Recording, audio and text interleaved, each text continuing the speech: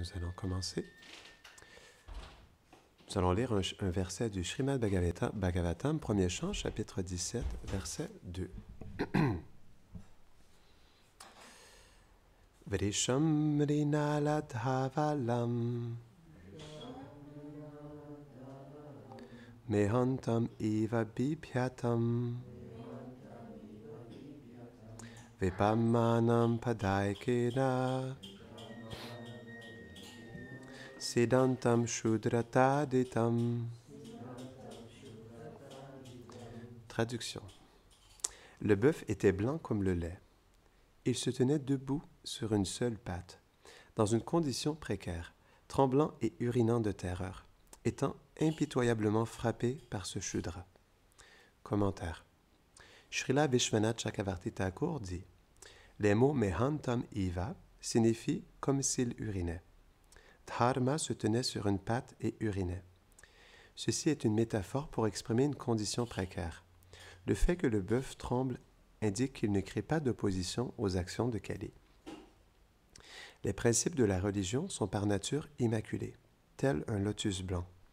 Dans l'âge de Kali, ces principes seront interprétés par les hommes qui concocteront de fausses doctrines. Les gouvernements seront dépourvus de principes religieux qui mèneront les citoyens à agir sans la guidance des Écritures et des saints dévots.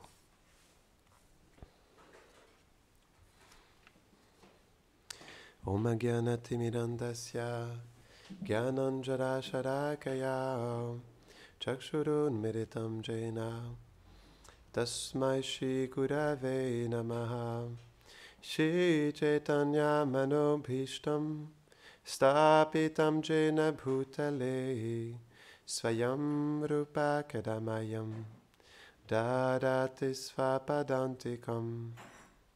He Krishna Karuna Sindhu Dinabandho Jagatpate Gopesha Gopika Kanta Radha Kanta Namostute Tapta Kanchana Gaurangi Radhe Brindavaneshwari Vrishabhanu Sute Devi Pranamami Hari Priye Vanshakalpatarubhyascha Kripa Sindhubhya eva cha Patitanam pavanebhyo Vaishnavebhyo namo namaha.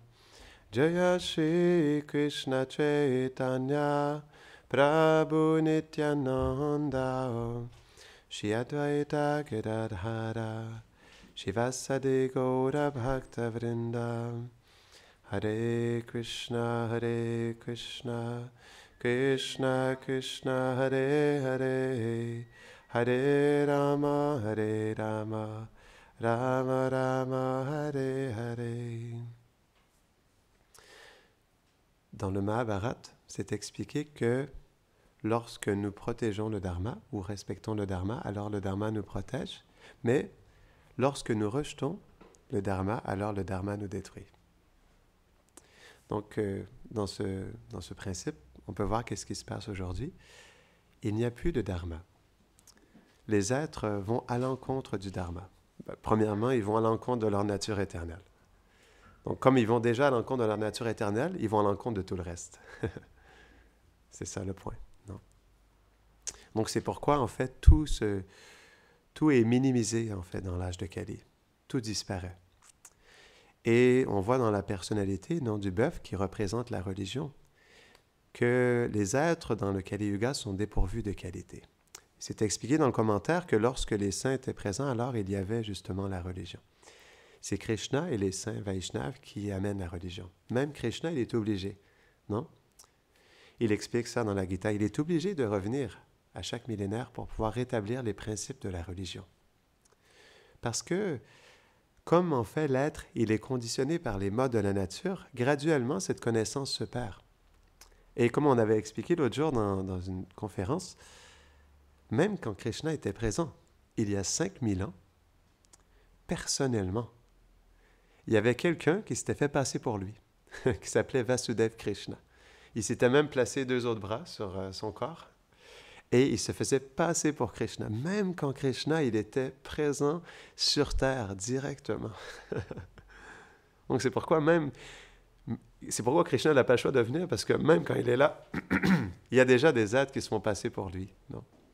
Donc ça nous montre en fait ce côté indispensable de l'apparition de Krishna et de ses dévots. Il y a un point intéressant, Gaura Govinda Maharaj l'expliquait que dans ce monde matériel, il y a deux choses qui sont réellement transcendantales. Les dévots et le saint nom de Krishna. Parce que comme les dévots, ils portent la transcendance, ils portent Krishna dans leur cœur, ils manifestent la transcendance dans ce monde. Non?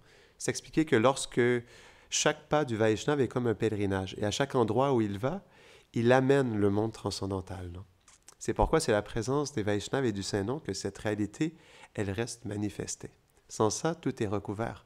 On voit que même dans l'âge de Kali, Govardhan, non, parce qu'il y a eu une malédiction je crois que c'était le sage Pulatsya Muni, non, c'est ça, qui avait maudit Giriraj pas de disparaître, mais de se renfoncer dans le sol d'une graine de moutarde à tous les jours. Non? Et c'est pourquoi on voit aujourd'hui que la hauteur de Govardhan, elle a beaucoup diminué. C'est expliqué que dans l'âge de Kali, elle va être appelée à complètement disparaître.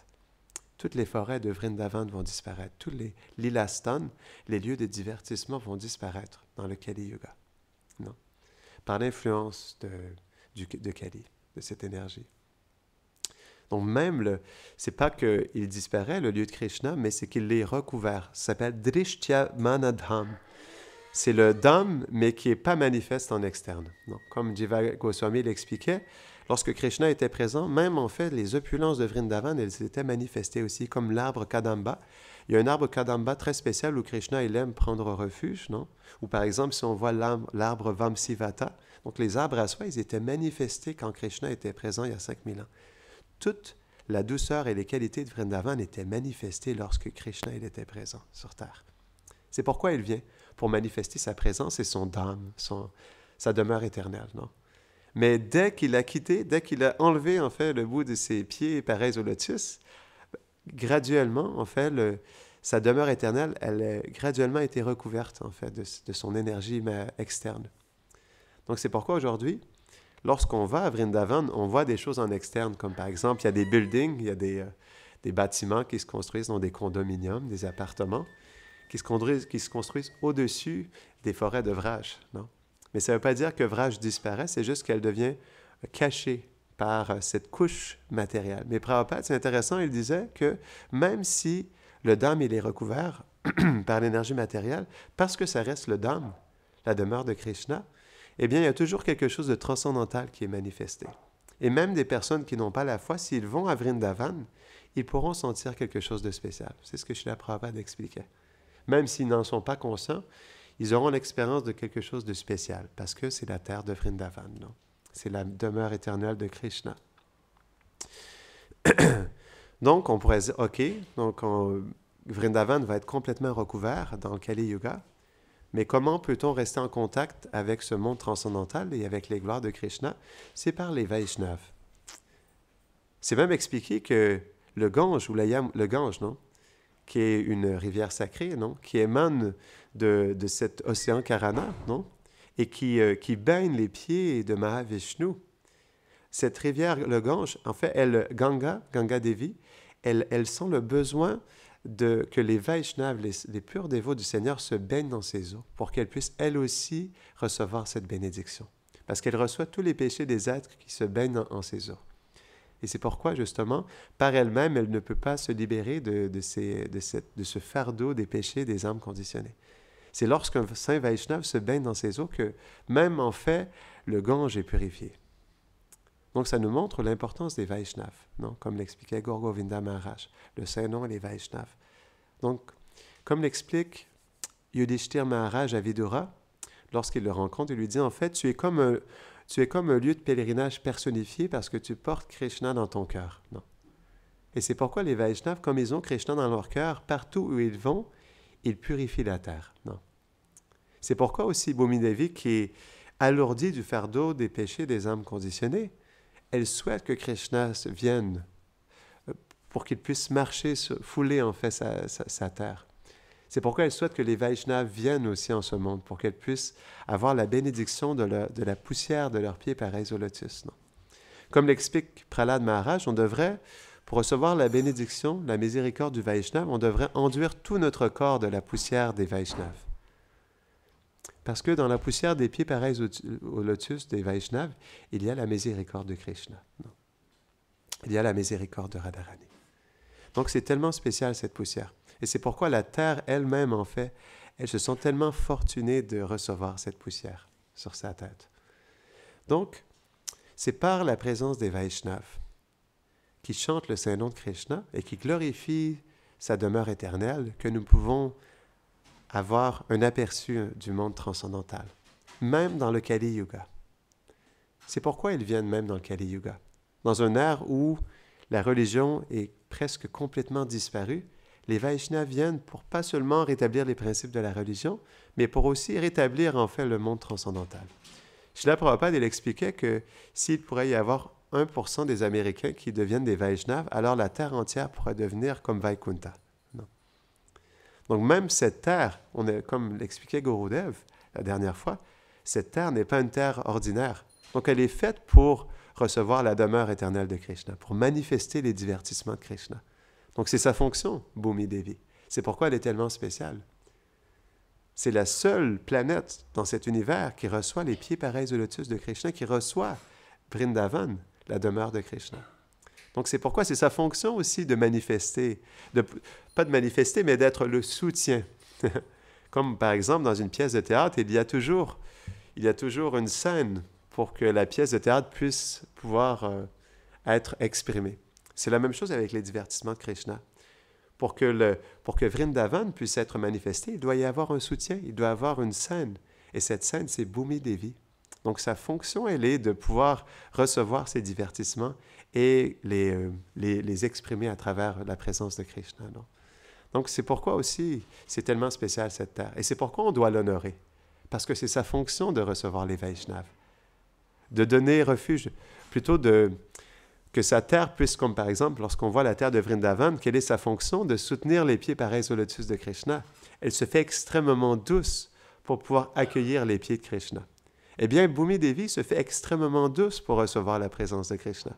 Comme l'expliquait Gurudev, lorsque Ramachandra était présent, il y avait même 10 fois plus de récoltes sans que les gens ne fassent aucun effort, en fait, pour pouvoir avoir des récoltes. Non.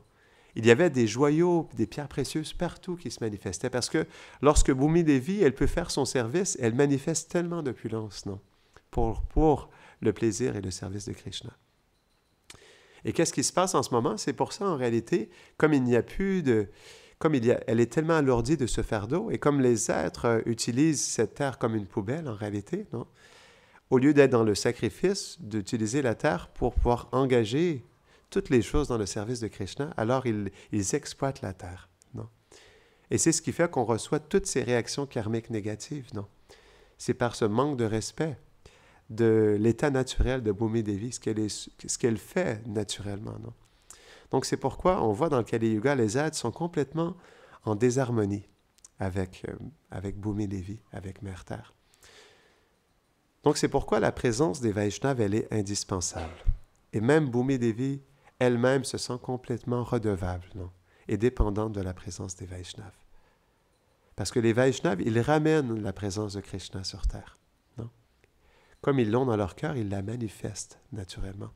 Donc c'est pourquoi les Vaishnavas sont la plus grande fortune pour tous les êtres vivants. Parce qu'ils permettent à l'être de se connecter à Krishna. Non? Donc, dans le Bhagavatam, c'est expliqué que sans la présence des Vaishnavas, c'est absolument impossible pour les âmes conditionnées de s'éveiller à leur véritable nature. C'est impossible. Parce que ce sont uniquement les Vaishnavas qui sont dans une relation directe avec Krishna. C'est seulement eux qui peuvent réveiller en fait cette relation que nous sommes supposés avoir avec Krishna. Donc c'est pourquoi la présence des Vaishnavas est la chose la plus précieuse. C'est ce que Sanatana Goswami explique. Sa plus grande souffrance est d'être dans la séparation des Vaishnavas. Parce que c'est dans la présence des Vaishnavas qu'il se souvient de Krishna et qu'il adore son Seigneur bien-aimé. Donc c'est pourquoi les Vaishnavas sont notre cœur, notre âme, notre souffle de vie. Parce que sans eux, nous sommes dans l'oubli de Krishna. Nous ne pouvons pas vivre sans les Vaishnavas. Parce que c'est eux qui insufflent cette dévotion dans notre cœur, le souvenir de Krishna dans notre conscience. qui nourrissent notre cœur. C'est pourquoi les Vaishnavas expliquent que lorsque nous chantons le Mahamantra, la chose la plus importante est de chanter dans le Sevabhav, dans le sentiment des Vaishnavas.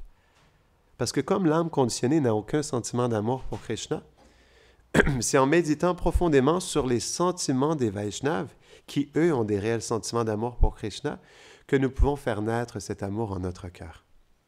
C'est pourquoi les Vaishnavas nous ont donné tous ces bhajans en réalité, pour nous permettre de comprendre et de méditer sur les sentiments que les purs dévots du Seigneur, ils ressentent envers Krishna. Non? Donc c'est pourquoi c'est à travers justement cette présence des Vaishnavas qu'ils manifestent tellement intimement dans leurs prières, dans leurs écrits, mais spécifiquement dans leurs bhajans aussi, parce que c'est comme un cri du cœur, les bhajans des acharyas. C'est un cri du cœur, ce sont les associés de Krishna qui viennent dans ce monde et qui, placés dans cette position, non, on pourrait dire même, ils se sentent comme des âmes conditionnées, perdues sans la présence de Krishna, non? Pour nous montrer comment nous placer par rapport à Krishna. Comment développer de sincères sentiments d'humilité profonde, où on se sent complètement incapable de vivre sans Krishna, non? Complètement dépendant de lui, non? Donc c'est pourquoi, comme l'expliquait Srila Prabhupada, la présence des Vaishnavas, elle n'est pas seulement dans la présence physique, mais elle est principalement dans les instructions des Vaishnavas.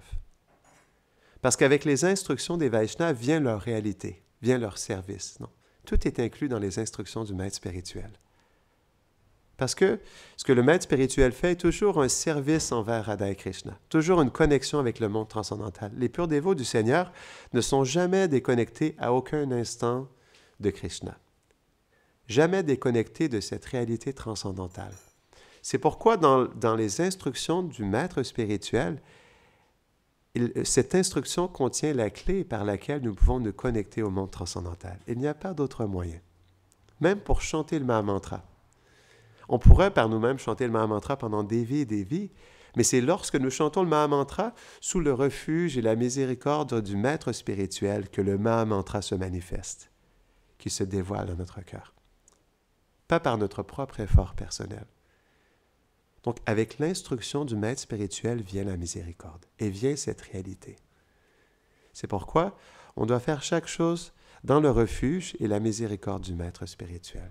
Que ce soit de chanter le Mahamantra, que ce soit de faire un service, de relationner avec les êtres, d'être dans une mission, tout doit être dans le refuge et la miséricorde du maître spirituel.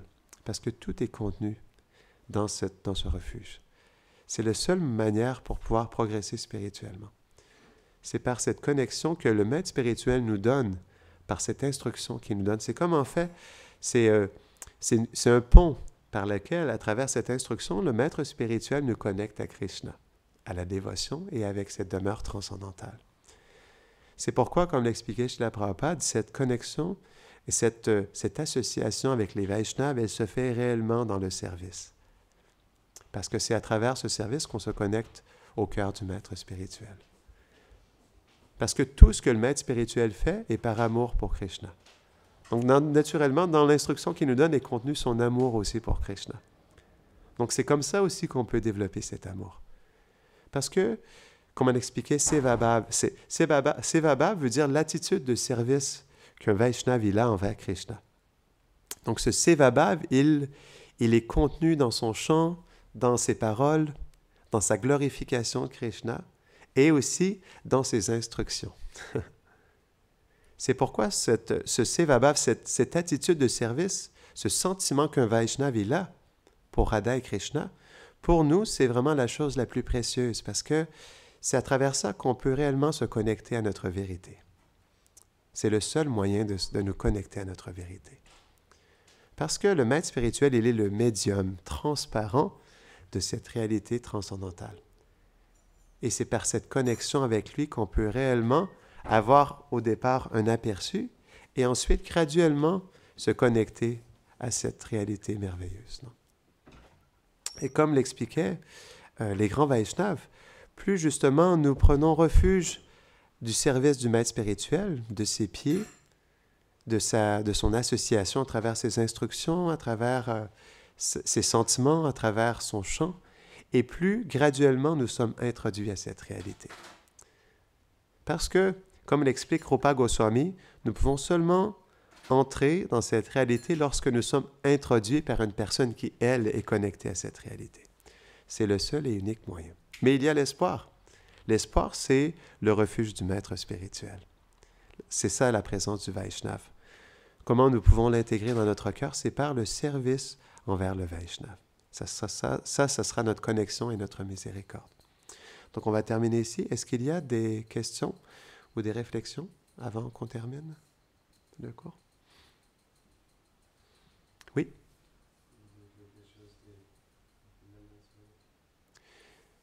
Si nous pouvons dire quelque chose sur Bhaktinandan Maharaj, je crois que Gurudev serait plus en mesure de parler de Bhaktinandan Maharaj. Ou est-ce que quelqu'un voudrait dire quelque chose?